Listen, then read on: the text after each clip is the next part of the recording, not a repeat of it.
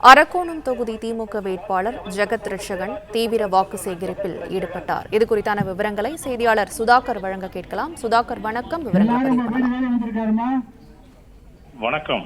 ராணிப்பேட்டை மாவட்டம் அரக்கோணம் நாடாளுமன்ற தொகுதியில் திமுக சார்பில் ஜெகத் ரட்சகன் போட்டியிடுகின்றார். இவர் கடந்த 2 தினங்களாக அரக்கோணம் சட்டமன்ற தொகுதி மற்றும் சோளிங்க சட்டமன்ற தொகுதிகள் தீவிர வாக்கு சேகரிப்பில் ஈடுபட்டு வருகின்றார். சோளிங்க சட்டமன்ற தொகுதிக்குட்பட்ட காவேரிப்பாக்கம் தெற்கு ஒன்றியத்தில் களத்தூர், அத்திப்பட்டு, சிறுகரும்பூர், ஓச்சேரி மற்றும் நெமிலி மத்திய ஒன்றியத்தில் வேட்டாங்குளம், ரெட்டிவளம், நெடும்புலி மற்றும் நெமிலி கிழக்கு ஒன்றியத்தில் தீவிர வாக்கு சேகரிப்பில் ஈடுபட்டார். அப்போது அவர் திமுக அரசின் 33 மாத கால சாதனைகளை எடுத்து கூறி வாக்குகள் சேகரிப்பில் ஈடுபட்டார்.